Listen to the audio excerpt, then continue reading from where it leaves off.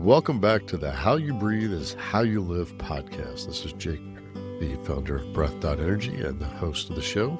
Restlessness doesn't feel like a problem from the inside. It feels like ambition. But from the outside, you're just a fly hitting the same window over and over. Today on the podcast, we're breaking down the Restless Shadow. We're looking at the invisible child who learned that being still meant being forgotten, and the adult who uses growth as an excuse to never actually grow roots. Stick around to find out why you're a hologram, physically present but mentally gone, and how to trade your idea debt for actual mastery. It's time to treat the present moment like a powerful stranger instead of an exit ramp. We'll also explore why you're a senior beginner, someone with massive starting energy, but the finishing power of a wet noodle. Today I'm joined by Josh and Riley.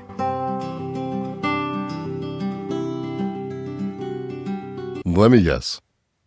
You're the person who starts a new hobby on Tuesday, buys all the pro level gear on Wednesday, and by Friday is sitting in the back of your closet next to the unicycle and the sourdough starter kit. You see yourself as a Renaissance man, a multi-passionate explorer who has too much life for one container. But you also can't finish a movie without checking your phone 14 times to see if something better is happening somewhere else. You call it staying inspired, but it's really a nervous system that's allergic to the present moment. You're not chasing growth. Everyone else thinks you're just running from the quiet.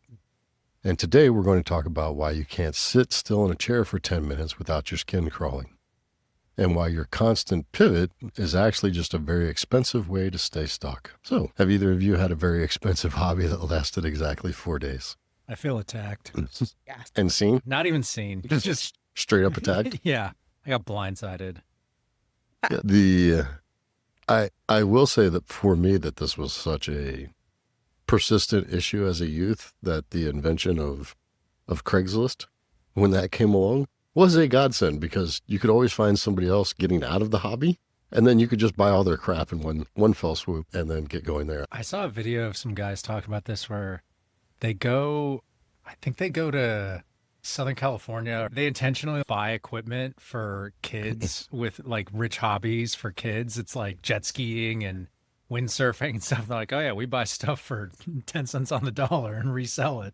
Yeah. So there's like a whole strategy to taking advantage of the restless with disposable income. Yes, this shows up in my life, Jake. Thanks for being here as an object lesson. Yeah. I actually, in the last, 4 or 5 years since I've been doing all this woo-woo stuff, I intentionally put like a 2-week waiting period, like every new idea I have for a hobby where I'm like, okay, this feels like a really good idea. If I wake up in 2 weeks and it still feels like mostly a good idea, then I'll move forward. It's cut out probably like 80% of the dumb stuff that I would otherwise buy and never touch again. Two or 3 years ago, I was ready to go buy a new enduro motorcycle and ride off-road, and I was probably going to spend $15,000 to $20,000 between equipment and the motorcycle and everything else so I could go enduro riding cross-country, and then did the math and was like, I have 3 weekends a year I can do this. So let's see, that's going to be $5,000 a weekend. You could have a lot of fun with $5,000 in a weekend. That was also the conclusion I came to. Actually, it kind of reminded me of a moment that is not my proudest shining moment. I was at the museum over the weekend, just went to see a film, and I parked behind the museum because I didn't want to deal with all of the people in the parking lot. And coming out of the museum, so stupid. I was sitting in the car looking at the map, trying to figure out the easiest way to get out of the parking lot, because there was like a bunch of not traffic, but road work. And I didn't want to get worse into the road work and then have to try and make a U-turn or go really far out of the way or whatever. And I realized that as I'm looking at this, I'm getting restless. And this little voice in my head went, you're making this a lot harder than it needs to be. Just leave. And I put my phone down, turned the car on, and just went out the nearest driveway, took a left, and it was super simple and easy and had no reason to be restless at all. And those moments continue to occur in my life. It's just one of those things where I'm like, drive. Yeah, truly. It's one of those things where I'm like, hold on a second. I am doing too much here. And then I just stop doing too much, and immediately my life becomes easier. So just go, Riley. Before we understand why this happens, we need to see it cleanly. Because restlessness doesn't feel like a problem from the inside, normally, unless you're in an art museum parking lot. It feels like you're a person who gets stuff done. It feels like ambition or like you're being on the move. But from the outside, and eventually from the consequences, it lands a little different. One of the views is that I'm just an optimizer with high standards. I'm looking for peak experiences because life is short and I don't want to waste it on mediocre coffee, conversations, or cities. The reality is that you're at a beautiful dinner with your partner, already looking at the menu across the street. You aren't optimizing this moment. You're scattered. It's like swiping Tinder during a wedding proposal. Those aren't high standards. You're just never there. And eventually, that becomes insulting to the people trying to be with you. So have either of you ever had a 10-10 moment but are already scouting for the next moment? Yeah, absolutely. That's one of the primary things that I realized about not being present. That's how it showed up in my life. Have you heard the Morgan Housel story about this, where he and his wife spent 6 months or a year or something planning this big family vacation, and they got there and he's sitting in the sand building sandcastles with his kids, or looking at like some vacation moment where it's, oh, how great is this? And he said his first thought was, wouldn't it be great if we could come back again next year? And it's just this comical, dude, you're here right now. Right. I literally finished a project that's been taking me months. And within 20 minutes of it being done, I was like, okay, what's the next thing I can be anxious about and restless about? Because I need something to be. I need a scab to pick at. Even something so simple as just having a task list for me. I was meant to dilly and dally, not to execute and implement. So even those things, same experience as Josh was talking about. It's there, it's sitting there, and every time you go to greet it, it just mocks you. The only way to get past that restlessness or that anxiety is to actually take some action, do something with it. The next one's going to be that I'm a high performer. I have a lot going on. I have a lot of irons in the fire, as you were just saying, when you're actually just all of those things are true. You're a hamster on a Peloton. You're doing busy work because if you actually stopped moving, you'd have to feel that weird hollow ache in your chest that you don't actually know who you are without a to-do list. You're rearranging the deck chairs on a ship that isn't even moving. You're busy the way a fly is busy when it's hitting the same window, that it's effort without direction. This is one of those things where you can have junk food tasks where I've seen a lot more of this in the corporate world. I do see it some in people's personal lives, but usually it's more corporate world, where they just have junk food tasks. Hey, I just got to do this thing so that I can do this thing because I need something to do. I got to move stuff from column B, put it over to column C on this other spreadsheet, copy and paste it, and do that all day. It's the New Deal labor force. We're digging holes and filling them. Yep. Stimulating the economy. It's the worst. Or, another way to look at that is, what do you do to feel productive when you're actually just trying to avoid being still? What do you do What do you do to feel productive when you're actually avoiding stillness? Oh, that kind of hurts. I would just like to say that Riley thought they were going to get off scot-free on today's conversation. No, I didn't necessarily think that. I just ignored the truth that I knew until this very moment. I think you just thought Jake and Josh are going to be so busy with incoming, they won't have time to get to me. Like, I'm Shep here of the Three Stooges. I'm not going to get much screen time. I showed up prepared for the emotional beating. Mo and Curly over there are going to take it all on the chin. Yeah, as it was explained to me, this was going to get easier as we kept going through the shadows. I have yet to. Incorrect.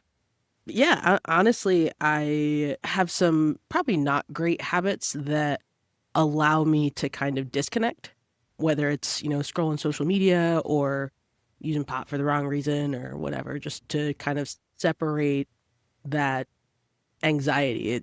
It buries stuff, I feel like all of these examples are things that can be healthy in moderation, right? Too much of anything is a bad thing. That's always what the shadow's about. Yeah, absolutely. Yeah. Am I turning off my brain for 20 minutes or are neglecting or 3 hours? Or 3 hours. See, that's not moderation. Or is it healthy for you to go on Amazon and scroll through stuff just because it gives you an opportunity to turn off your brain or to get some information about something you're interested in, or to get a jump on another project, or whatever the case may be. It's when you start feeling that restlessness or that stressed out or that anxiety, or time starts disappearing. Like maybe moderation should make an appearance. I think the shadow is, I feel compelled on the verge of guilt when on like a Tuesday night, I can't take the night off to watch a show with my wife because I'm on some timetable of I have to finish this thing that I'm behind on. And like the thing that I'm working on is for her, which makes it even easier for me to say, well, I'm working on your china cabinet. And so she's like, okay. When in reality, she doesn't give a if I finish it a week later or a month later. Right. She knows it's coming. She would much rather spend 2 hours with me watching this show that we like. And I'm sitting there using this thing as an excuse because I feel it feels better for me to go keep the productivity train moving than to stop it, get off, and sit still. And then even when I'm watching the show and sitting still, I find myself looking at my phone to see what router bits I should buy on Amazon. Mine is, I'm a naturally messy, I have a naturally disorganized, chaotic, divergent mind. And I don't mean... Really? Yeah, I don't mean neurodivergent. I mean that when people are creative, there's generally two types of creativity. There's convergent, where you take a lot of ideas and boil that down into a singular synthesis. And then there's divergent, in which you take one idea and blast it into 1,000 different things, which is what my mind does. And so because of that, I'm rather disorganized, and I'm also messy. So I feel like I spend the better part of my life trying to clean up and organize my messes and trying to create a system to get my messes into place. And it's like, well, would you rather hang out with these people? I can't stop because I've got all this catastrophe disorganization in my life that's never going to stop because it's just the wake that travels behind me. Don't you have a story of being in Sedona and everyone's hanging out doing whatever and you ended up stacking rocks? Yeah, we had some little water cleansing ritual ceremony over there, and everybody had lunch, and I ate my lunch and looked around and was like, I'm going to build a temple of rocks in this creek, and immediately started stacking rocks for the next 3 hours and built quite a beautiful little rock temple there. But yeah, I probably moved a couple tons of rocks because I didn't want to just sit still and sit there and do nothing. I see your small talk and raise you one tower of rocks. I am just, one of the other ways that it shows up is in conversation hijacking. I have a friend who does this all the time, and they think I'm just contributing. I have a related story that's going to add so much value to what you're saying that I'm keeping the energy high. And really what this person is doing is they're not listening. They're just waiting for a lull in the conversation so that they can jump in. And to other people, it feels like you're turning a walk into a drag race, that you're speed running relationships and wondering why you feel lonely. I've got a friend who is Irish, and I am going to say all Irish do this. Like, the reason that the Irish are so good at telling stories is, like, if your story's not very good, it's going to get interrupted immediately. If you have a great story, it's going to get interrupted immediately. Like, the Irish had never met a story that they can't interrupt. It's not always the Irish, but other people can get in on that act too. That is a sign of restlessness, that you're going to interject and not let other people finish. But also one of the other ways that can show up is that you get mid-sentence and have no idea what you just said. I've been there. Yeah, my mind will wander off mid-sentence. Yeah, in my head, the way it works is like I spool up a sentence in my head, and then while I'm talking, my mind wanders off and does something else, and then it gets to the end and was like, what were we? Yeah, I have a friend that will occasionally just stop talking in the middle of a sentence, almost like it's like a, Goosebumps choose your own adventure type of thing. But there's no page numbers. I don't know where to go or what the point of the beginning of the thought was. Like, you can finish if you want to finish your thought. It's pretty funny. I have two friends. This is the one that I've probably developed the most awareness around and done the integration or reframed it. So I probably have the strongest urge to do this, whether it's the partial Irish heritage or any other number of contributing factors. But in my head, it feels like I'm so excited by what you're talking about that I want to contribute, and they turn into the conversational Tasmanian devil, and all that's left is dust and chaos. But what I've been able to do in the last a few years maybe, is to really sit still and listen and try to just truly be helpful. And often being helpful is not saying anything and just listening. And like the same business partner I mentioned, he's often the one doing that for me. And recently he had a business deal that I wasn't a part of, or is going through a transition. And he just talked through all the human dynamics of it. And he's very much an engineer who doesn't default think about how people may approach things. And I gave him a few little tricks from cognitive psychology and a little bit of salesmanship that I only had to give him one or two tips that were thoughtfully contributed to the conversation, whereas old me would have given him a dissertation on how cognitive psychology works, when in reality he just needed like an insight or two that helped frame the meeting he was going to have. I'll also say, knowing him, that you have enough faith in him that if you give him the breadcrumbs, he's going to flesh it out. And we both have mutual friends in our life that we would have to start at like first principles. Oh, absolutely. And build the entire structure going for that. We couldn't give them just the 2 hints and go, all right, now make it yours. That we would have to build the structure for them. But with him, you don't have to do that. I used to have this friend he would break it down. He would start breaking it down for me from first principles. And I was like, hey, I'm like, time out. He's like, what? I'm like, you think I'm one of the trained monkeys around here? And he's, sorry, man. I just get so used to dealing. I'm like, yeah, I'm not one of those. Let's short it up here, cheesecakes. When I was fortunate enough to have a friend in my friend group when I was 21. I was racing motorcycles then. I had this one guy in the group. Anytime somebody would get interrupted, he would let it, not necessarily even him, but he was just like the handoff captain of the friend group. And that as people were talking, if somebody got interrupted, as soon as the person who interrupted him got done, he was like, you were saying? And then hand the baton back to the person who got interrupted. And I remember watching him do that, even as a 21-year-old, and going, I don't know where he got that from, but that's really good. And I've tried to do that as much as I can as an adult. By the way, were you racing motorcycles and fighting professionally at the same time? Yes. Dude, you're like James Dean. What the I only raced for 2 years because it is ungodly expensive. And I wasn't fighting as much then. But then after the racing stopped, it picked up again. I'd like to have dinner with you and Ernest Hemingway and see where that conversation goes. I haven't fought a bull yet. You also haven't been in 2 plane crashes in the same day. True story. On the surface, you look busy, but underneath, it's about what you get accomplished. Now, Josh, you're rare in this category, in that most people who are restless, their list of accomplishments isn't actually that long. That it's a conversation of work versus heat, and that work is the production from effort that creates something, and then heat is the byproduct or the friction of that. And many people who are restless, there is a lot of heat in their life, but there's not a lot of work.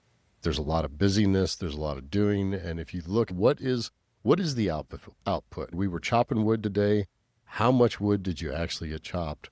And there's not much wood on the wood pile. So a lot of their restlessness isn't about production, although that's the story that goes on the billboard to everybody. It's about protection. And with hypervigilance that we were doing last week, that's about the fear of impact. But restlessness is usually about the fear of the void. And it isn't random. It was learned, like all of our shadows, we learned this as a sense of protection, and it made sense. The first option that comes up for people is the childhood blueprint.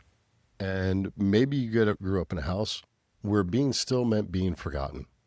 If you weren't making noise, achieving something, or bouncing off the walls, you were invisible. You learned early on that attention equals survival. And since nobody was looking at you when you were quiet, you decided you'd never be quiet again. You became a human sparkler, constantly burning, constantly moving, because you're terrified if that spark stops, you'll disappear. Another option is that you grew up in a house that was heavy. Maybe it was grief, depression, or it just smelled sad all the time. As a kid, you couldn't fix that heaviness, so you ran away from it. You became the fun one, the busy one, the let me dance for everyone kid. You developed a nervous system that treats stillness like a trapdoor into that childhood basement of sadness. You aren't restless because you have too much energy. You're restless because you're trying to outrun a cloud that's been following you since the 3rd grade. Did either of you have problems with being quiet as a kid? We were expected to be quiet, and we were not. Or There was that. I would say I did learn to be quiet as a kid because if you were making noise, you got attention, and I definitely did not want attention in my house. Yeah. fair. I got in trouble for being loud. As a little kid, I was endlessly talking, and it was not looked upon with favor. No. So after getting in trouble for being loud so many times, like, you just kind of stop. And there was a hint of that. I could read the home well enough that I knew it was safe. Mm-hmm. And often it wasn't. So Yeah. I just stayed quiet. I could be wrong about my recollection of this, but I have a different take on how I became this way. My sister and I are both pretty intelligent and had more or less of an easy time in school. And so we got good grades and we were expected to get good grades. But in the rare cases where, you got a B or just not a great grade, it was never met with criticism if there was effort. It was like, did you try really hard? And there were cases where there was a math class I took when I was a sophomore that was just really hard and I got a B in it. And my parents could tell that I actually tried really hard. And they were like, okay, I guess to come back to my point to contrast it, it wasn't like I had to give a bunch of effort in order to avoid punishment. It was just that like the language in my home growing up was like, we try hard and that's what we identify with. And it was still very loving. It was like, it's hard to try hard. And there was a lot of room for trying and failing, but that was the only mortal sin in the house was like, if you're lazy, that's the only thing we don't really tolerate. It was part of how you were nurtured. And growing up from your formative years, growing up with examples like that, directly connected, these people are your primary caregivers, that's strong, that's big. And it gives you a really good, really strong jumping off point, which is awesome. Well, I've been critical of my mom on this podcast, so I hope she doesn't listen to it. Although, fair. Because I play your cards different. I will say, I think my mom has a lot of the restlessness in that very, like, I need to be busy all the time. And I think maybe what I get from my dad is the, like, we want to do stuff, but we want it to be stuff worth doing. And he's very okay with, I'm done. I'm going to go take a nap, or I'm going to like drink a ginger ale and watch half of this football game and then take a nap. And he's very chill about that. But then when it's time to do stuff that's worth doing, he gets after it. My mom, on the other hand, just like clearly feels anxious if she's not doing something. That is one of the reasons I personally enjoy cigar smoking so much, is that it allows me to be still while doing something and being social. That if you just said, hey, we're just going to sit here and talk, I'd be like, I've had about enough of that. I have to go now. I'm going to go break the gravel. I'm going to do something. But if you give me a cigar, it's like, all right, no, I'm tending to the cigar. That's what I'm doing. And As now a I person can who talk. has smoked cigars with Jake, I just want to say Jake smokes cigars the way he stacks rocks, like professionally. My brother-in-law, who is also friends with us, told me recently that he tried to keep up with you. Oh, that's a and- bad idea. And he had to bow out halfway through and admit that he could not hang. I certainly understand the pull, just the enjoyment that can come from almost like a forced slowdown. What do you have to do right now? Oh, I have to smoke the cigar and sit. Okay, do your best. My restlessness is productive. I did mention that earlier, that your restlessness is different than a lot of people in my life who suffer from restlessness, that may be like hummingbirds that are very busy but don't have much to show for it. Not mentioning any name. There's still work for me to do, but it is much better for me than it used to be when I was in my 20s. 100%. When I was in my 20s, it was just red line all the time. Yeah. Every time, 14 to 16 hours a day, every day. But a lot of that was also driven by just growing up in abject poverty, and I am not going to be poor. And then once I was not poor, kept that habit up for a while, and then looked around and went, what am I doing this for? What is this all about? Why am I quite so driven? Was it .com era where you were making a ton of money selling software and someone saw your house or apartment and was, Yes. do you live here? Yeah, it was during the .com bubble. I was working 18 hours a day. I was 28, making 300 plus, and lived in a 500 square foot apartment. Like no furniture in it? There was a bed. Yeah. There was a bed. Like a mattress on the floor, no box No, spring? it was a really nice bed. Okay. Like I had a $2,500 duvet And so I had nice things. I just didn't own much of it. And then there were like 3 bicycles there that were like $5,000 each. Okay, that all tracks. Yeah. Yeah, it was very utilitarian. The CEO came by because we needed to pick up some paperwork, and he was very concerned that I had a drug habit. I imagine that kitchen was like a cup and a plate. Yes. Yes, that is accurate. I wish I had a picture. I wish you did too. How do you explain to your CEO that you definitely don't have a drug problem? You just don't really see the need for a couch. Well, who's going to come over? I am literally working 14 to 16 hours a day. I didn't own a bed from the time I was 17 until I was 27, and probably didn't sleep in a bed during those years. Did you have a place to put a bed during those years? Yeah. Sometimes I wasn't homeless. I just didn't Well, floating around, even Yes. couch surfing, like you can't, that explains why you don't have a bed. That makes a lot of sense. Yeah, I hadn't figured life out yet. Took a minute. Yeah, I identify with. So then we get to the adult version of restlessness and what causes it. We live in a society that worships hard work. We call it hustle, grind, vision, ambition. You think because you can't finish a book that it's a sign of a fast-moving mind. You think your desire to move cities every 2 years is adventurous, and that you justify your shadow by calling it ambition. Your shadow is your gift is your shadow. That if you could take about 20% off the top of your shadow, you'd be a lot more tolerable. And then, the best thing about it is adulthood rewards this restlessness. But if it were ambition, you would finish things, and many restless people struggle with the last 10 to 20% of a project. That you're a collector of day ones. That you love new relationships, you love new ideas, you love new cities. But the moment the new fades and reality begins, you're gone. You're not building a white life. You're watching trailers instead of staying for the film. I believe that's referred to as the honeymoon phase. You got punch time. There is no next place. You're trying to fill a bucket with a hole in the bottom.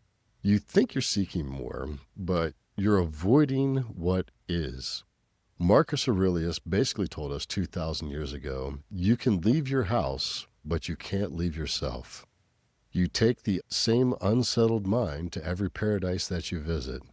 That if you go to the Grand Canyon, you're checking your watch. If you're at the beach, you're thinking about email. The problem isn't location, it's orientation. And eventually, that pattern leaves a trail. Because being a visionary who never finished anything has a cost. So the cost of being restlessness is to the people in your life, you're a hologram. You may be physically present, but you're mentally gone. They see the loading icon behind your eyes. They know that while they're talking about their day, you're mentally redesigning your home office or planning a trip to Japan.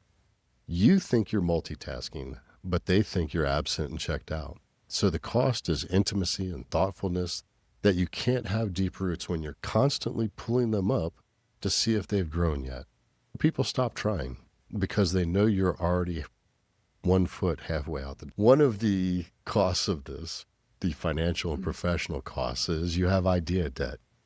You've spent thousands on courses, domains, projects that were abandoned, that you're a senior beginner.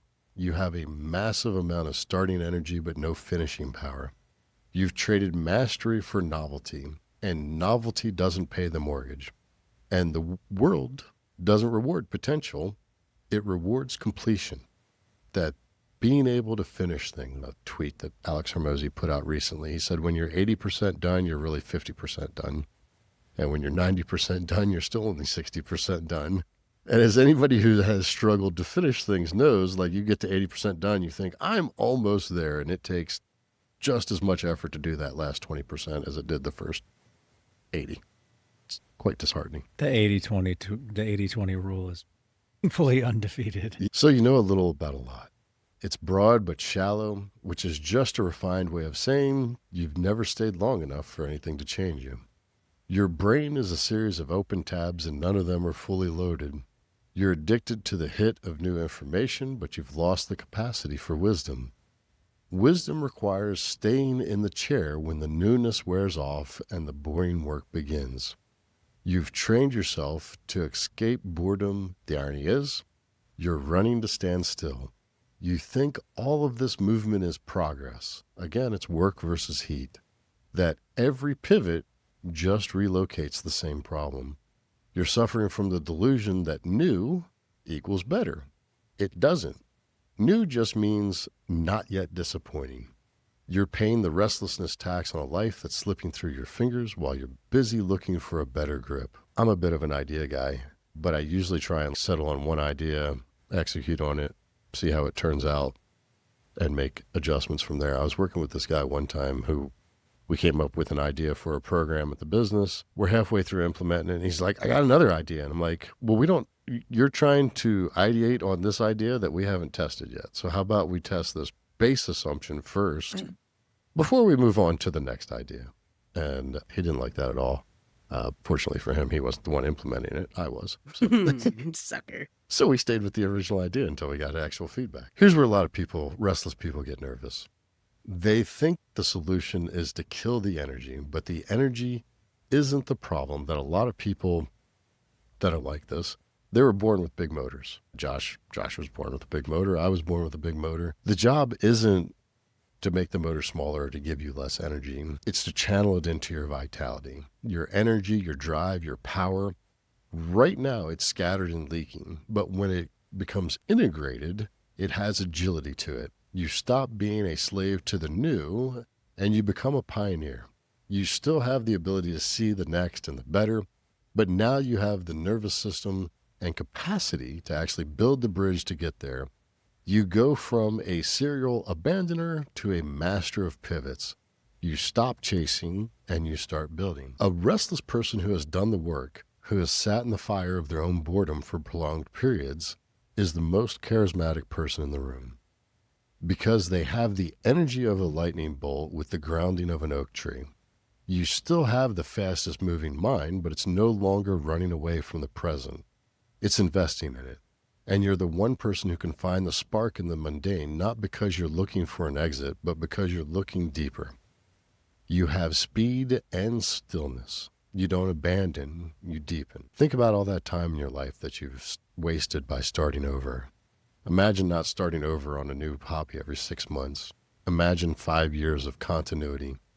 You experience the compound interest of long-term relationships. You don't become boring. The gift is that you become impactful. You realize you don't need a new life. You just needed to be fully present in this one. And as we move into breathwork, the goal is not to slow down or to limit your energy. The goal is to arrive. You've been driving a getaway car for 30 years and no one is chasing you. You can pull over, turn the engine off, and look at the sunset. Going into breathwork, the restless pattern is driven by a quiet belief that the next thing will feel better. The mind keeps moving. New plans, new ideas, stimulation, experiences.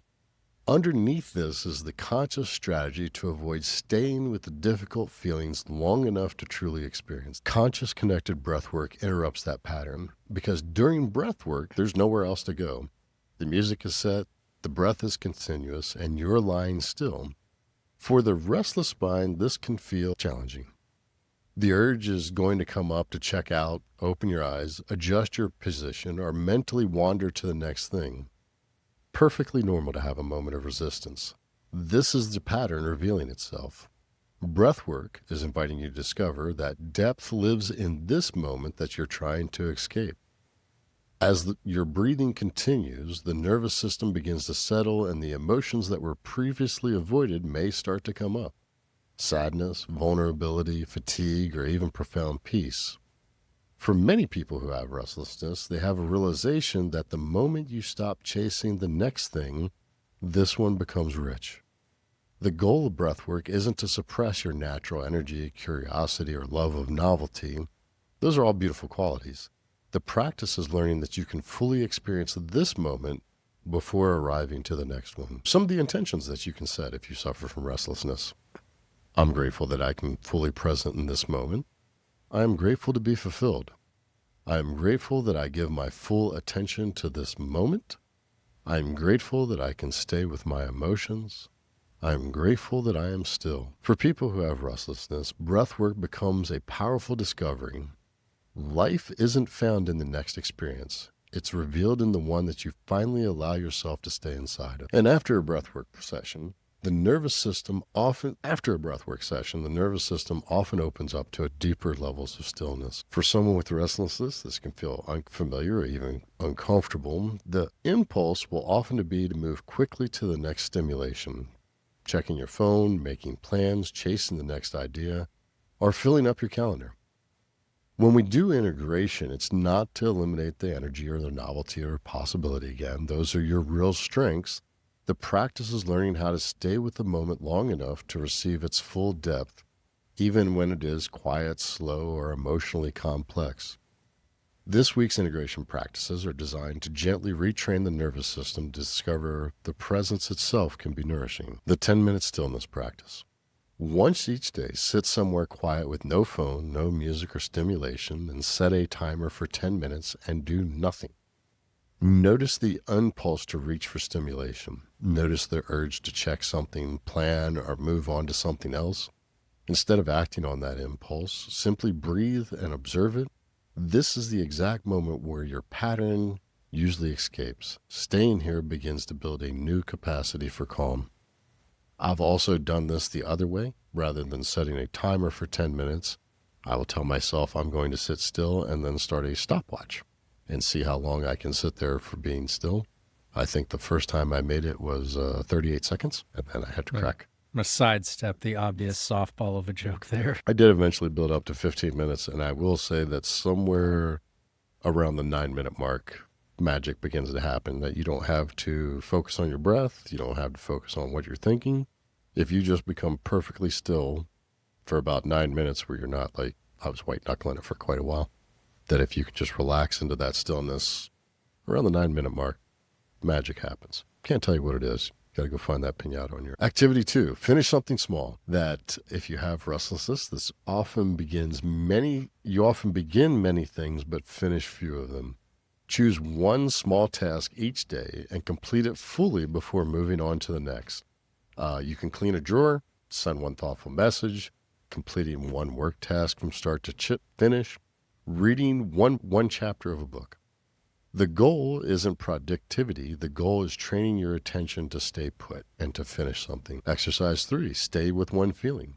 When an uncomfortable emotion arises this week, resist the instinct to immediately distract yourself. Instead, ask, what does this feeling actually feel like in my body? Where do I notice it most? If this feeling had something to say, what might it be? Set a timer for 2 minutes and stay with the sensation before changing activities. Most feelings soften when they're allowed to be felt. Exercise 4. Replace stimulation with sensation. The restless mind constantly seeks new stimulation. Instead, redirect attention towards physical sensation. Take a slow walk and feel your feet hitting the ground. Drink your coffee slowly and taste it. Take 3 breaths before you start the next task. Presence grows through sensation, not stimulation. And exercise 5, the one thing rule. Once each day, deliberately choose to do only one thing at a time. Eat without your phone, listen without interrupting, work on one task without switching tabs. Notice the mind's urge to each time you return to the single activity, you're strengthening your ability to be present. At the end of the week, reflect on the following. When did I notice the urge to escape the present moment most strongly? What emotions did I tend to move away from quickly? What happened when I stayed with an experience longer than usual? Did stillness feel nourishing, uncomfortable, or both? The restless part of you developed as a brilliant survival strategy. It kept life moving and helped you escape painful experiences.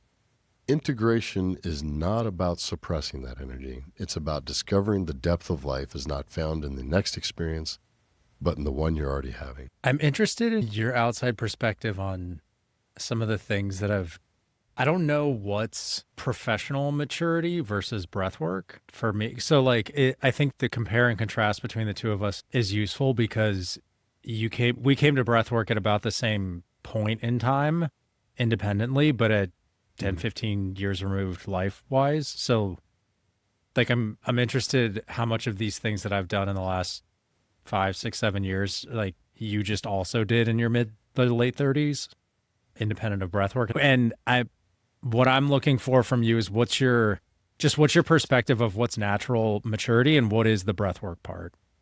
The question about what is natural maturity varies greatly on the individual. I have seen billionaires in their 60s who have a level of restlessness and anxiety based off of the success that they've achieved in their life that is nowhere corresponding to one another. Like they are just still completely driven by the terror of their life that they still have to achieve relentlessly. So, are they running from something or yes, trying to protect the yes, wealth that they've built? Yeah, you All don't of the become above? you don't become that wealthy if you're not dealing with a terrifying level of anxiety. Lance Armstrong and Michael Jordan didn't become the champion that they are because they were happy, well-balanced people, and that doesn't go away. The things that drove me when I was younger, at a certain point, I realized that like I am self-destructing and immolating myself to achieve something that nobody else cares about. But like the only one who is going to pat me on the back for this achievement is myself. And I was like, well, this seems rather short-sighted. And Set yourself on fire for that's not worth it. correct. So there is a part of that is, will some people make that progress as an adult on their own without breath work? Absolutely. And some of the things that you were putting forward there, like, are some people going to make that progress on their own? Yes. I think it's a vanishingly small number of people who will do that on their own without some sort of outside influence impressing that upon them. I realized you're going to have to pick and choose what are priorities in your life and then focus on those priorities. That if you study economics is the study of unlimited desire with limited resources.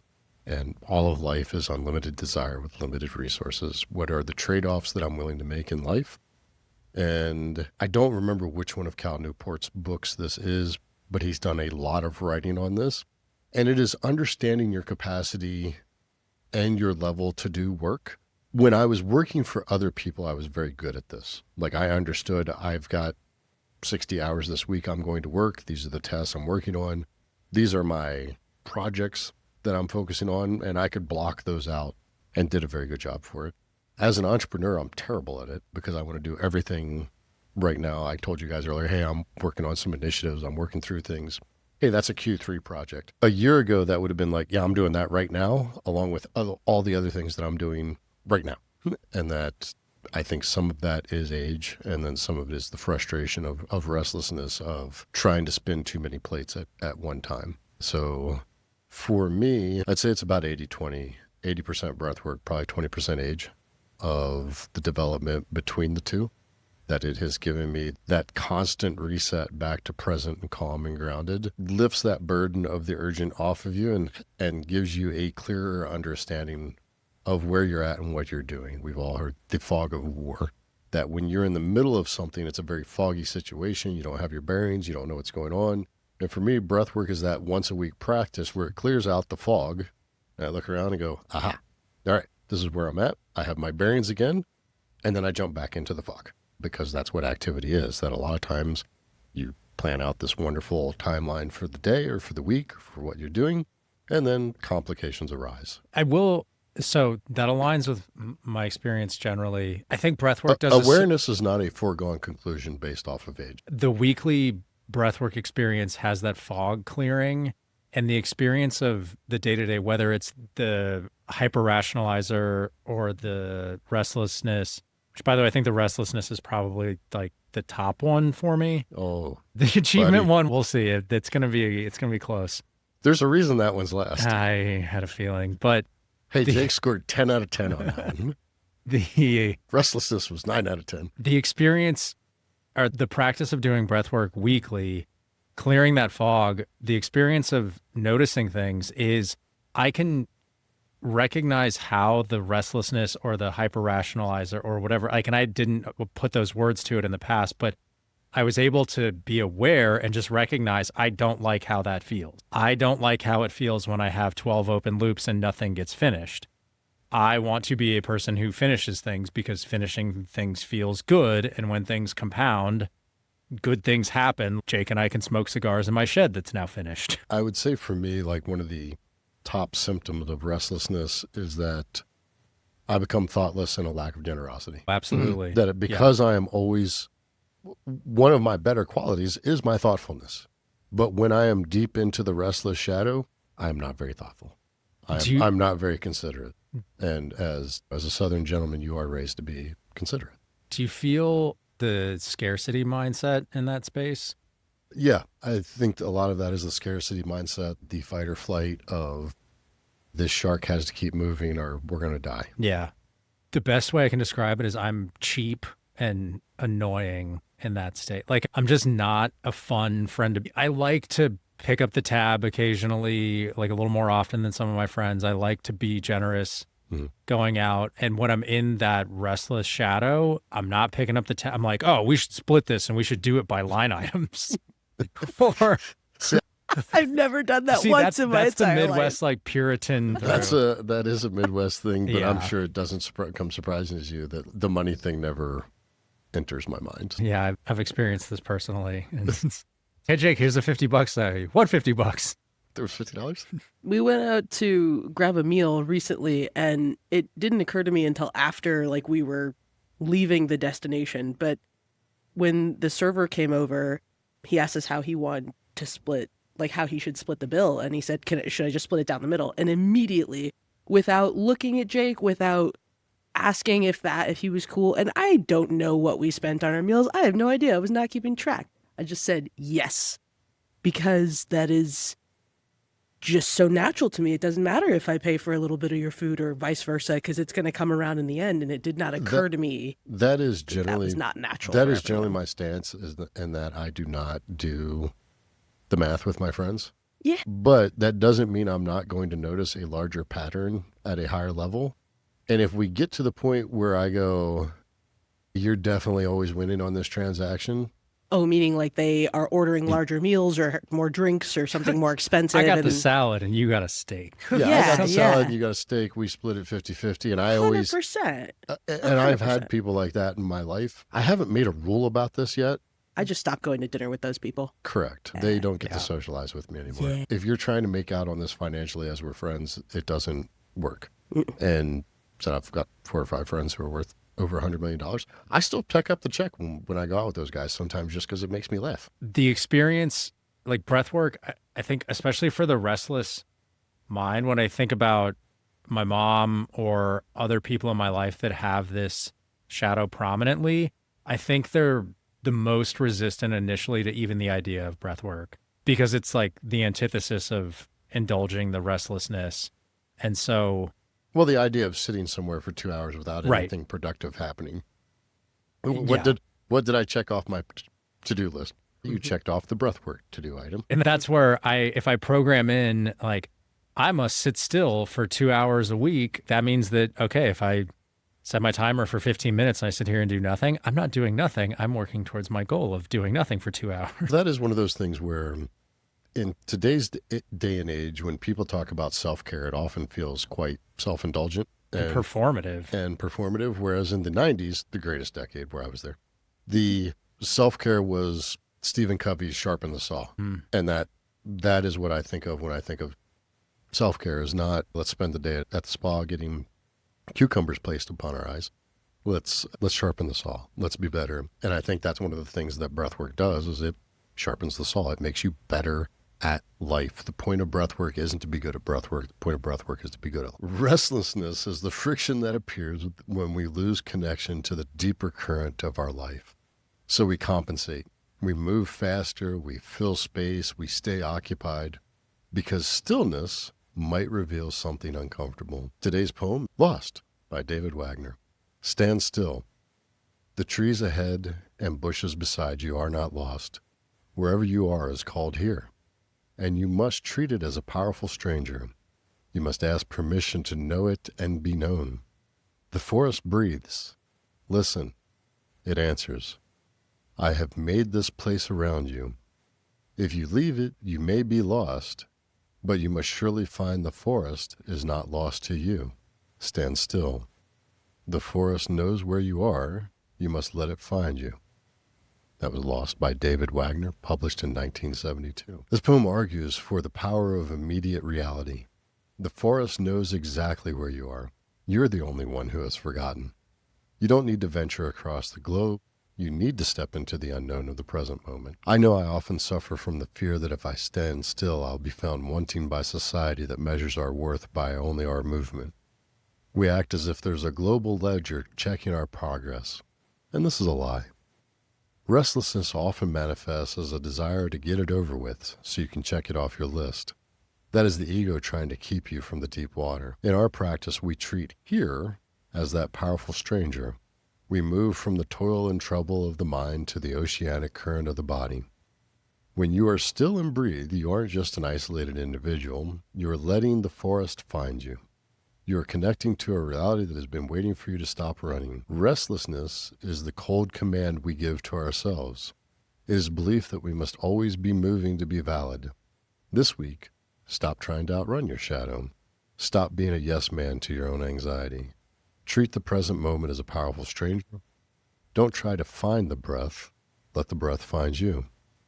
Growth isn't a destination beyond the sunset. It's the courage to be found exactly where you are. How you breathe is how you live. Take a breath of freedom.